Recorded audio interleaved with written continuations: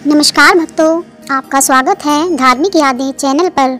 आइए शुरू करते हैं एक आध्यात्मिक सफ़र जय श्री श्याम के साथ। आज मैं आपको सुनाऊंगी कार्तिक पूर्णिमा व्रत कथा।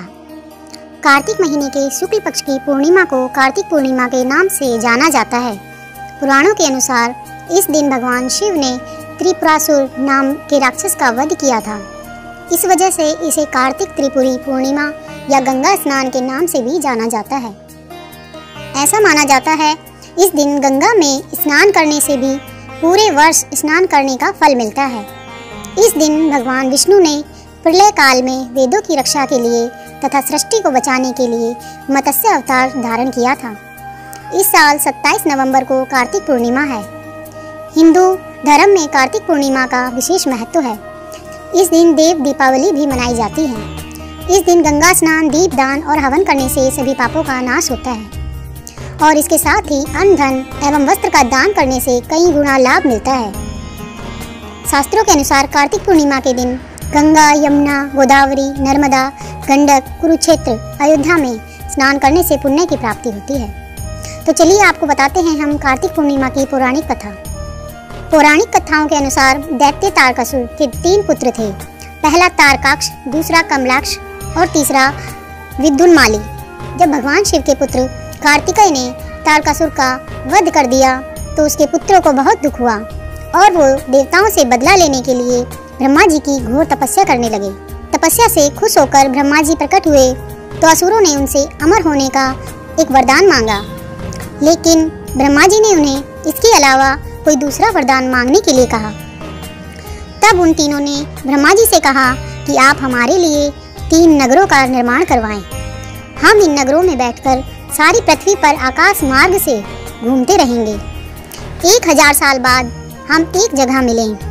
जब उस समय हमारे तीनों नगर मिलकर एक हो जाएं, तो जो देवता उन्हें एक ही वाण से नष्ट कर सके वही हमारी मृत्यु की वजह हो।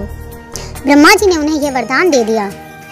ब्रह्मा जी का वरदान पाकर तारकाक्ष, कमलाक्ष व विद्युन्माली बहुत प्रसन्न हुए। ब्रह्मा जी के कहने पर मय दानव ने उनके लिए 3 नगरों का निर्माण किया। उनमें से एक नगर सोने का, एक चांदी का व एक नगर लोहे का। सोने का नगर तारकाक्ष का था, चांदी का नगर कमलाक्ष का व लोहे का विद्युन्माली का था। अपने पराक्रम से इन तीनों असुरों ने तीनों लोकों पर अधिकार कर लिया। इन दैत्यों से घबराकर सभी देवता भगवान भोलेनाथ की शरण में गए। देवताओं की बात सुनकर भगवान शिव त्रिपुरों का नाश करने के लिए तैयार हो गए।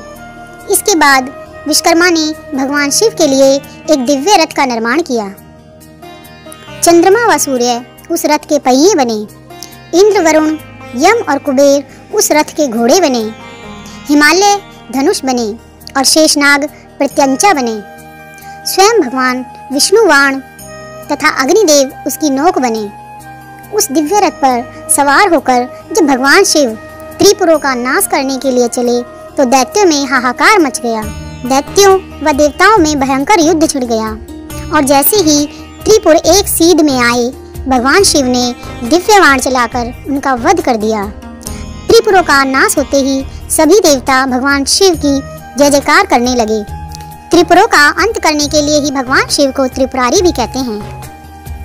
धार्मिक यादें हमारे जीवन में एक प्रेरणा स्रोत हैं। इनमें छिपी हुई कहानियाँ हमें सिखाती हैं कि संवेदना और सच्चाई के रास्ते पर चलना ही जीवन का सही रास्ता है।